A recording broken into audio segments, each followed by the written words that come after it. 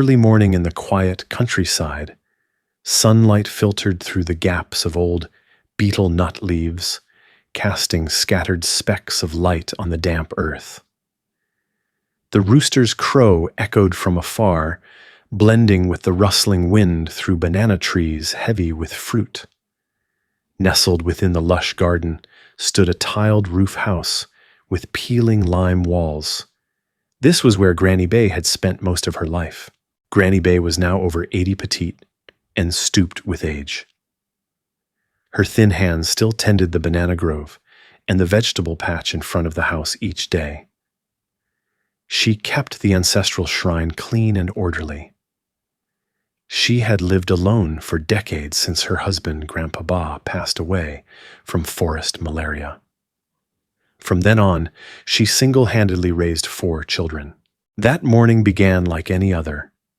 Granny Bay had just washed her face and was preparing to make a pot of mung bean sweet soup for a small offering when the sudden roar of motorcycles and the honk of a car shattered the peace. All 4 of her children, 2 sons and 2 daughters, arrived together without warning. One brought documents, another a basket of fruit, while others frowned at the bumpy village road. Granny Bay stood on the porch, surprised. "Oh, why are you all here today? Is something wrong?" she asked, her voice weak but calm. No one answered right away. They sat on the wooden bed in the main room, placing fruit bags on the table. Granny Bay poured tea and served each of them. A heavy silence settled over the house. The eldest son, too, pulled out a stack of papers from his bag. "Ma, we came to talk about the land. You're old now, and we're thinking of dividing it evenly among us." To be fair, Granny Bay sat quietly, her dim eyes focused on the documents. She didn't need to look closely to know what they were: land registry, land title transfer requests. Outside, the sun grew hotter. Inside her chest, a chill ran deep. "I never said I wanted to sell the land. This land was your father's legacy. I keep the house for ancestral worship, so that when there's a death anniversary, you all have somewhere to return to." The second daughter cut in with a grumble. "You keep it, but you're old now. You won't be around forever. We, your children, have the right to inherit too. Divide it fairly, and if there's excess, we can sell it. No point in letting it go to waste." No one asked what Granny Bay wanted. No one remembered how she had polished every wooden table leg, every red brick. This garden she had planted every banana shoot, every sugarcane stalk. This yard she had held each of them by the hand as they learned to walk. And now all of it was reduced to square meters, market value, and numbers. A daughter-in-law brought more tea and added with a smile, "Don't worry, Ma. If we split everything now, we won't fight later. You're old, no need to hold on to so much." Granny Bay didn't respond. She poured more tea, stood up slowly. Her legs were weak, but her steps were still steady. She walked to her room and gently closed the door. She didn't cry. She didn't get angry. She only felt a hollow in her chest, as if the land she had protected all her life had been uprooted. And no one cared whether the roots still lived. That night the family ate together. Granny Bay still cooked as always: sweet leaf soup, braised fish, and a bowl of chili fish sauce. The meal was quiet, broken only by the clinking of chopsticks. Everyone avoided her gaze. No one noticed the small cloth bag she had packed, some old clothes, herbal medicine for her aching back, and money she'd hidden inside her pillow for years. Late that night, as the wind howled through the tiled roof, Granny Bay lit an incense stick before the ancestral altar. She bowed deeply and whispered to her late husband's photo, "I couldn't protect it, dear. The kids are grown now, but they've forgotten their roots. I'm going away just for a while, to ease this heart." No one in the house knew that she had left at that hour. Only the distant barking of dogs, the dragging sound of her slippers on the village path.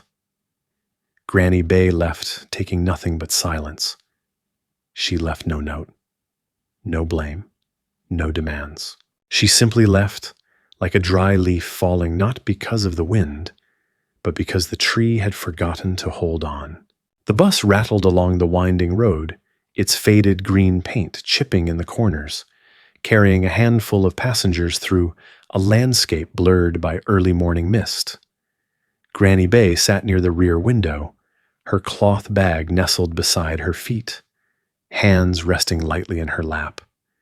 She didn't look out the window much. She had already seen too much of the world that no longer saw her. Hours passed. The bus stopped and started picking up farmers' young women with baskets, and a few students heading to schools far away from home. No one paid much attention to the quiet old woman in the back. Her presence was like an old shadow, familiar but easy to overlook. She got off at a dusty stop near the sea, a place she hadn't seen in over 50 years. The air here was tinged with salt, and the streets were slower, like the world had softened at the edges. She walked with deliberate steps, each one echoing decades of memory. She remembered a small pagoda tucked near the edge of the cliffs, where she had once taken refuge during the war. It had been old even then. Now it stood quiet, moss-covered with wind chimes, rustling gently above its entrance. A young novice monk sweeping the courtyard looked up as she approached. "Granny, can I help you?" She nodded slightly. "I'm looking for a place to rest. I won't be any trouble. I can sweep cook. I used to come here. Long ago."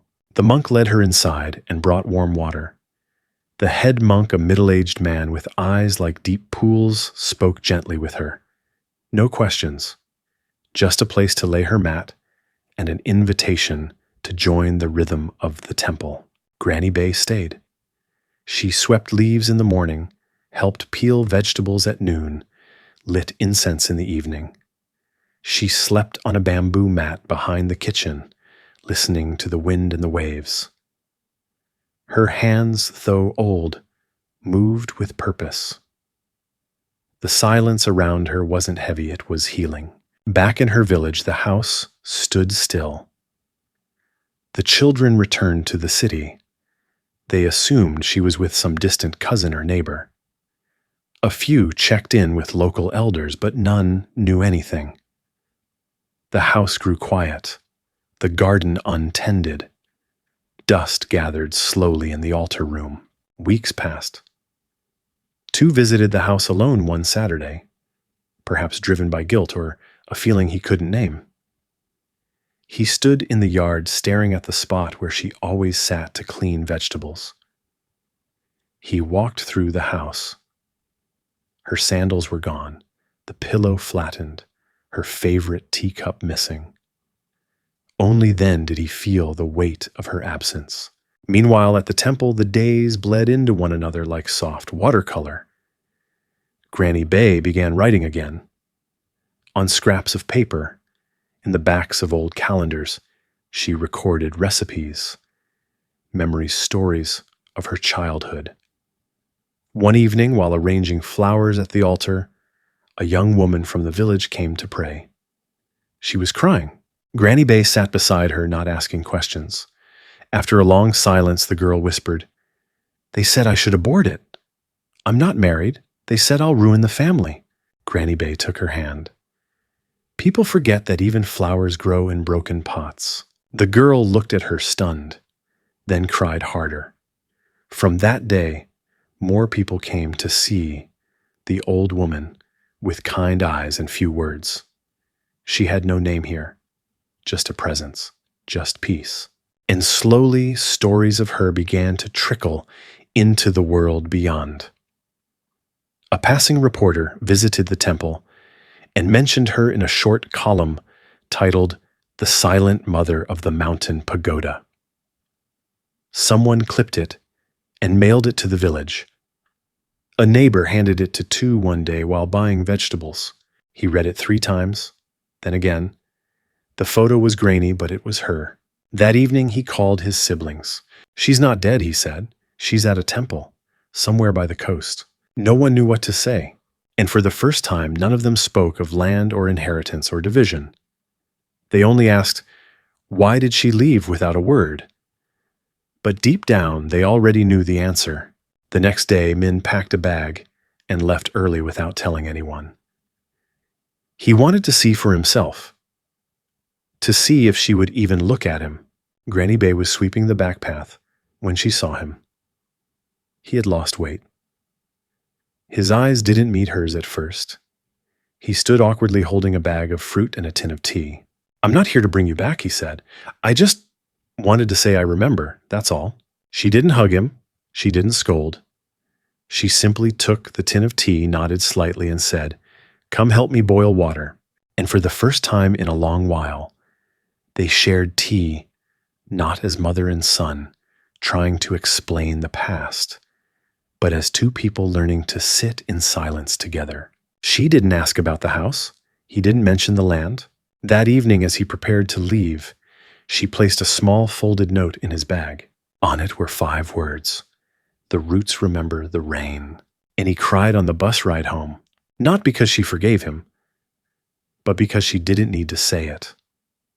In the days after Min's quiet visit to the temple, something subtle began to shift, not just within him, but across the scattered hearts of the family Granny Bay had left behind. He didn't tell his siblings exactly what she had said, because there was nothing dramatic to recount. No lecture, no embrace. Just the sound of water boiling and a silence that spoke more clearly than words. But it was enough. Tu returned to the village a week later, this time with tools in his trunk. He repaired the broken gate, fixed a leaking pipe behind the kitchen wall, and trimmed the overgrown garden. It wasn't penance. It wasn't even apology. It was instinct. Like brushing dust from an altar, he lit incense and bowed. Not to ask for her return, just to say, "I still remember how to kneel." Back at the temple, Granny Bay continued her quiet routines. The head monk noticed she was writing more often, her pages now bound together with old string and cardboard covers. She would sit beneath the tamarind tree near the cliff's edge, eyes watching the horizon pen moving slowly. "Is it a diary?" the monk once asked gently. "No," she replied. "It's a way for me to leave without disappearing." She wrote down the stories her children had forgotten, the day Tu fell from the jackfruit tree, and cried not from pain but from shame.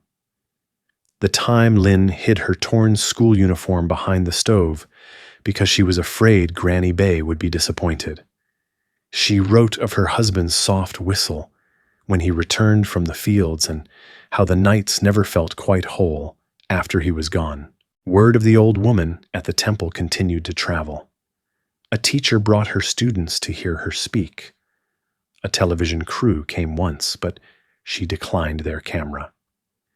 "If you need to prove I exist," she said, "you're looking in the wrong place." But the children who came to visit found warmth in her presence. She told them stories not about pain, but about perseverance. She spoke of growing vegetables in war, of using salt water to wash rice when clean water ran out. And always, always, she made sure to send them home with something, an herb, a proverb, a quiet smile. One afternoon, as she was sweeping fallen leaves, she heard a voice behind her. "Ma," she turned. It was Lynn, the daughter who had once argued loudest about selling the land. The one who had said, "We need to be practical, Ma. You can't eat soil." But now she stood in temple robes, borrowed from the visiting guest room, her face thin, her eyes swollen. "I'm not asking for anything," Lynn said softly. I didn't want to wait anymore. I had a dream you died, and I hadn't said sorry." Granny Bay didn't answer. Instead, she walked to the bench beneath the tamarind tree and gestured for Lynn to sit. They sat side by side, the sun casting long shadows across the tiled courtyard. Lynn pulled a small jar from her bag. It was chili oil. I made it like you used to, she said, but it's too salty. Granny Bay took the jar, opened the lid, smelled it, then nodded once. You forgot the sugar. Lynn laughed. It came out half sob, half relief. That night, they ate together in the temple's small kitchen. The monk joined them, as did a young girl who was staying at the temple while fleeing an abusive home. They shared sweet potato soup, pickled greens, and Lynn's salty chili oil, softened by a spoon of brown sugar. After the meal, Lynn stayed in silence, helping wash dishes. When she turned to say goodnight, Granny Bay simply said, "You can sleep in the kitchen or under the Bodhi tree. Both are safe." The next morning, Lynn left. She didn't ask to take her mother home. She didn't try to make promises. She just kissed the old woman's forehead and said, "You're stronger than we deserved." Granny Bay nodded and said nothing. Back in the city, Lynn began collecting all the letters her mother had written them. Over the years, most never opened, many discarded. She read each one carefully, then copied them by hand into a new notebook. She titled it, "Things We Never Heard Because We Never Listened." By the time the Mid-Autumn Festival approached, Granny Bay had been gone almost a year. The family decided to return to the house together, not to divide it, but to clean it, to cook, to sit together again. They invited neighbors, lit lanterns in the garden, and left a bowl of tea and mooncakes on the stone table where their mother used to rest. They didn't know that, miles away at the same moment, Granny Bay sat in the temple courtyard, lighting a single lantern and whispering into the night, "May they remember not what they took, but what they had." And when she placed the lantern into the stream nearby, it floated gently, steadily, like something returning home.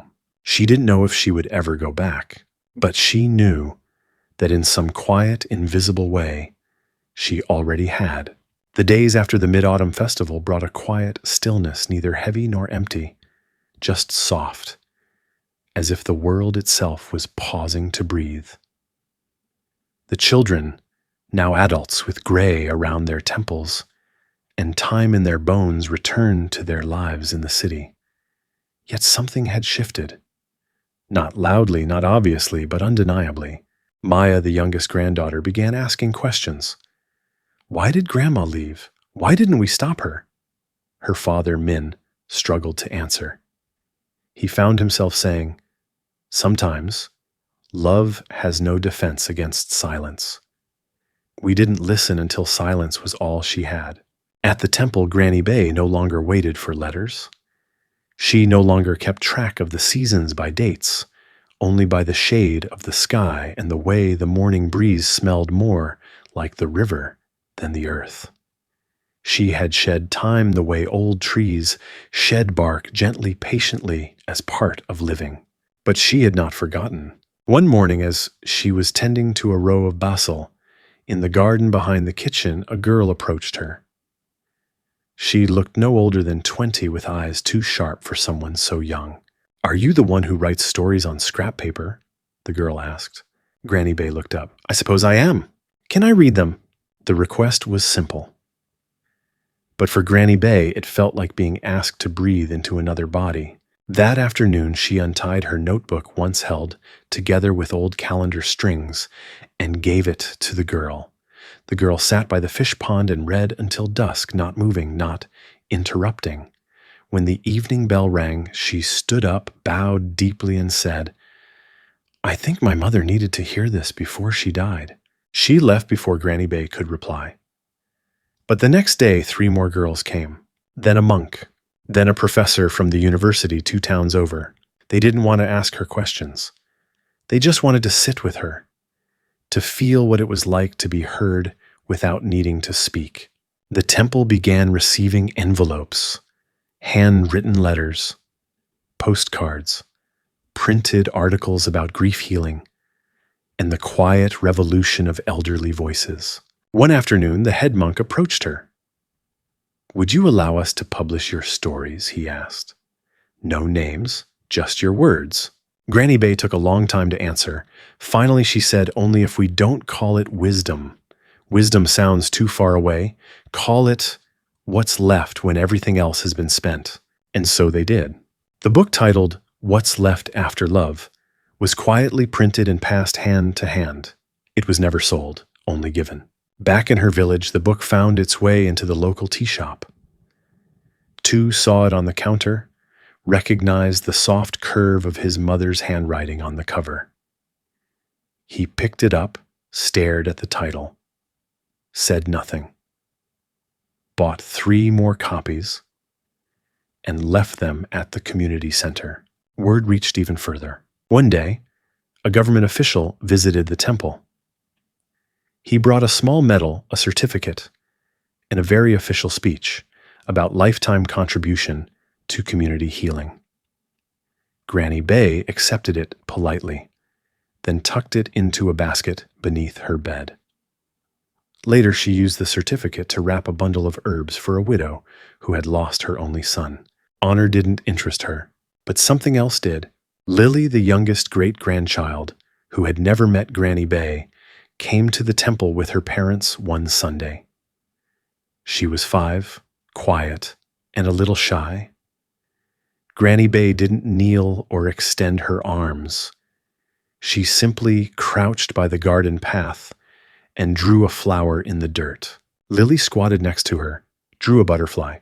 They didn't speak. They didn't need to. That night, as Lily fell asleep beside her mother in the guest room, she whispered, "I like her. She talks without talking." Her mother Lynn held her tighter. As winter approached, Granny Bay's movements slowed. Her knees stiffened and her hands ached in the mornings, but her eyes remained sharp. She still lit incense each dawn, still made tea exactly 7 minutes steeped, still braided garlic and chili and hung them above the kitchen doorway. The temple had built her a small wooden house by the bamboo grove. It had a writing desk, a single bed, and a window that caught the sun just after dawn. She moved into it quietly, saying only, "The trees will know I'm here." In that house, she began her final project. Not a book, not a letter, a map, drawn by hand on fabric, dyed with tea using ink, she made from soot and rice water. It was not a map of places, but of people. She drew her children, not as they were, but as she remembered them when they still believed in joy. She placed her husband not at the head of a house, but under the guava tree whistling. She placed herself last, at the edge of a garden, carrying a bucket of rainwater. And when the map was finished, she folded it, placed it in a wooden box, and wrote on the lid, "For when they forget how to return." That winter she fell ill, not dramatically, just gradually, like dusk becoming night. The temple monks cared for her. So did the village girls she had once taught to boil sweet potatoes without bitterness. One morning she asked for a mirror. When she saw her reflection, she smiled. "Ah," she said, "so that's what forgiveness looks like." She passed away 3 days later. No grand last words, just a breath that left like a leaf falling from a tree that had already let go. They buried her beneath the tamarind tree. No tombstone, only a flat rock with her name etched faintly, and a small basin where rainwater could gather. Her family came days later, too late to say goodbye, but not too late to stay. They sat under the tree until dusk, not crying, just present. Tu lit incense. Min watered the basil. Lynn held Lily's hand. And when they left, they didn't say, "We'll be back." They said, "We'll remember."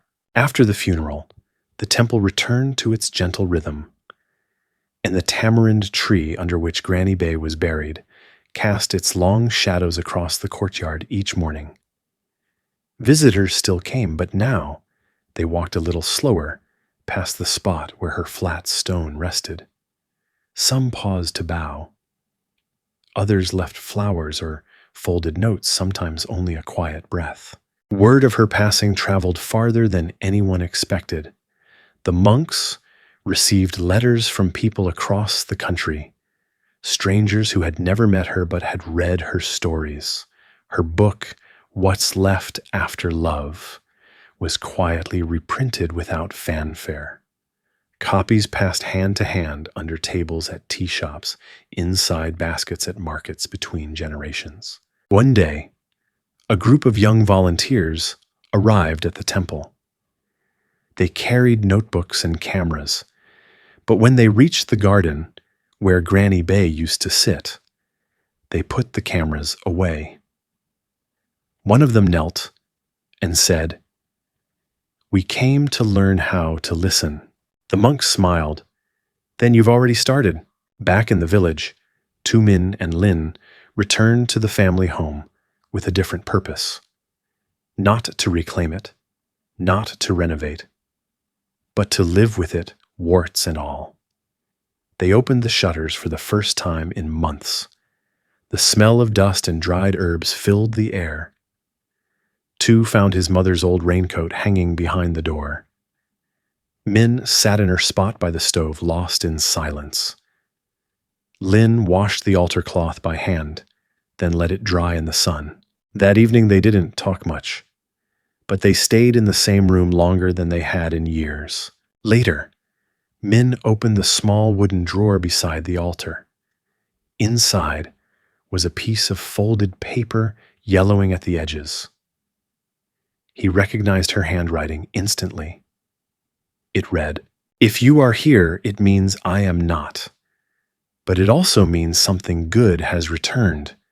Keep warm, keep humble, keep the kettle full." He read it out loud. No one spoke, but Tu got up and made tea. Weeks passed. The gardens slowly revived under their shared care. Neighborhood children began stopping by again, lured by the scent of pickled vegetables and hot rice. One of them asked, "Is Granny back?" Lin knelt beside him and said, "Not the way you think, but yes, in a way." The three siblings began writing letters to her, not to send, but to read aloud on certain evenings. They would gather under the guava tree light a small candle and read. "Ma, today we argued while hanging the laundry just like when we were kids, and we laughed afterward just like then too. Ma Lily planted her first basil today. She said it smelled like your pillow. Ma, I finally learned how to make your chili oil right. Tu says it tastes like forgiveness." Lily started drawing maps her own version. She drew Granny Bay in different places at the kitchen and the garden beside the temple inside a storybook. When asked what she was doing, she replied, "So we never forget where to find her." And perhaps that was what Granny Bay had always wanted, not to be immortal, not to be mourned, but to be remembered in motion and repetition in the act of living. One day a package arrived from the temple. It was wrapped in soft cloth, tied with a ribbon made from dried reeds. Inside was the map, the one Granny Bay had drawn on fabric using soot and tea. There were no instructions, just the box, and her careful looping handwriting on the corner. "For when you forget how to return." They hung it in the main room beside the altar.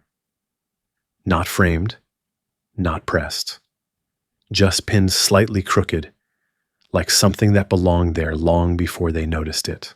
Lin began hosting small gatherings at the house, neighbors, friends, passers-by who had known Granny Bay or only heard of her. They sat on mats, drank tea, and read from her book. No one preached, no one performed. They simply let her words speak. One night a young woman asked, how did she know so many people needed her? Tu answered she didn't. She just didn't stop being herself. And perhaps that's what made the difference. Months later, during the annual festival honoring ancestors, the family prepared a tray of offerings, unlike any they had before. There was no excess. Just one bowl of rice, one cup of tea, and a handwritten letter from each child. In Min's letter he wrote, "We thought we were losing you when you left. But Ma, now I see we only started finding you the day you walked away. You gave us back the silence so we could hear what you were saying all along." In Lin's letter, "I wanted to bring you home. But you had already made a home in everyone who needed one. I see that now. And I'm grateful you didn't wait for us to understand before you chose peace. And in twos, I used to count land in meters. Now I count it in memories.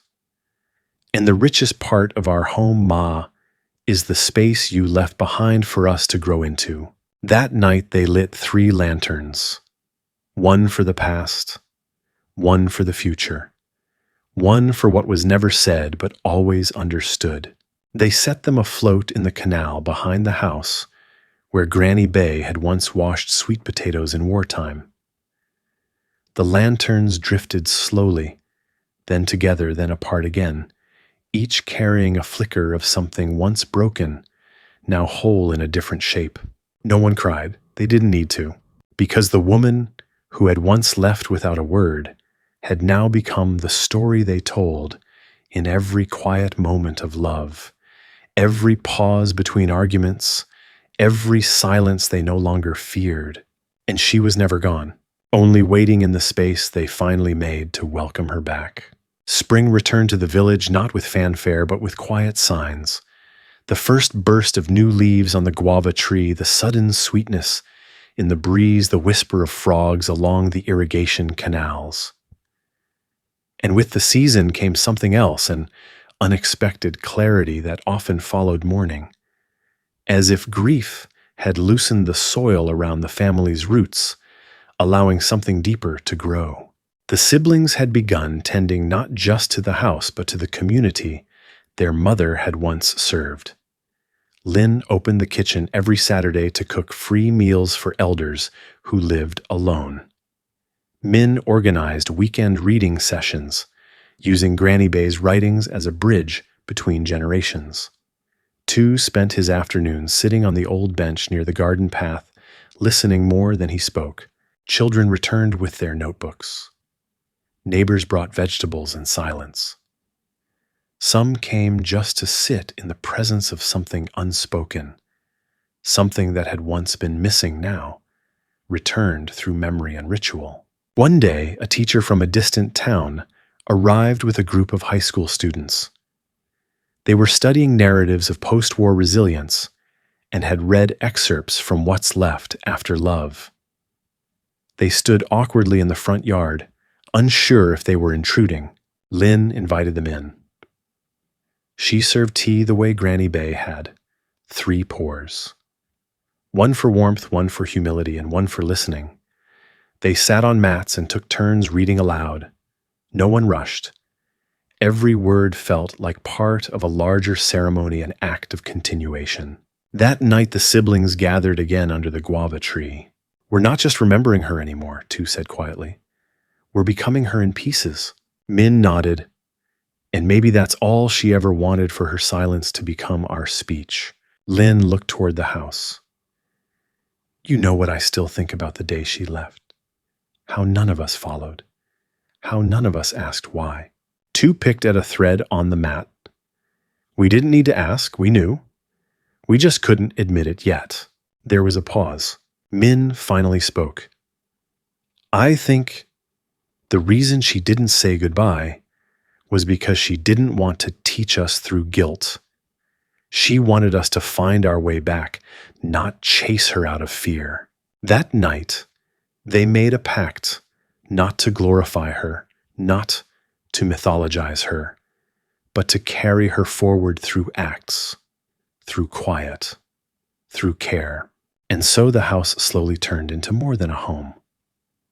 It became a place of returning, a space where people came not just to mourn or remember, but to reconnect with themselves, with their parents, with their own stories. Min planted a line of tamarind seedlings along the back fence. He said it was to mirror the tree where Granny Bay rested, so there will always be a path, even if it's made of shade. Lynn created a corner near the altar where people could leave written reflections, confessions, or prayers. She called it the listening shelf. Every so often she would collect the notes, read them aloud under candlelight, then burn them in a small bowl so that what was spoken could rise. Tu, who had once spoken, least became the one everyone called when they didn't know how to express themselves. He didn't give advice. He just sat the way Granny Bay once had, with his hands around a warm cup, saying only what was needed and often nothing at all.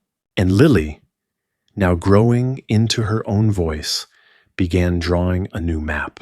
This one was larger, more colorful, filled with roads that led to kitchens, gardens, streams, shrines, and 100 tiny doorways marked only by hearts. She didn't explain it. But when asked, she said, "It's not a map of where Ma went. It's a map of what she left behind." Years passed. The house remained not untouched by time, but transformed through it. Cracks in the walls were filled with stories. The faded tile floors gleamed with daily care. Even the teacups bore chips from years of being used, passed, and washed by loving hands. Every season, they hosted a silent dinner, no speaking, just eating each person, reflecting in silence, before writing a note to place by the altar. These notes were never read aloud. They were kept in a wooden box labeled Her Echo. When Tu fell ill one spring, it was the community who came to his door with soups and herbal drinks, carrying forward the tradition of unasked kindness that Granny Bay had started. And when he passed, the guava tree bore fruit early, as if bowing quietly in grief. Min and Lin buried him beside Granny Bay, planting basil and lemongrass around the site. They said little, but in the stillness there was no absence, only continuity. One evening, an old friend of Granny Bay's visited the house. She was almost 90, walked with a cane, and had tears in her eyes before she even stepped past the gate. Lin welcomed her in. They sat together, the woman placing her hand on the kitchen table and whispering, "She told me once, if my children forget me, let it be because they're too busy remembering each other. I see now, she wasn't afraid of being forgotten. She was afraid of being remembered wrongly." That night, Min added another note to the listening shelf. "You were not a legend, you were a lantern, and we still carrying the flame." And as the sky deepened, and the stars returned one by one, like gentle memories, the house remained lit, not by electricity, not by ceremony, but by the shared warmth of a woman who had once walked away in silence and left behind the loudest love of all.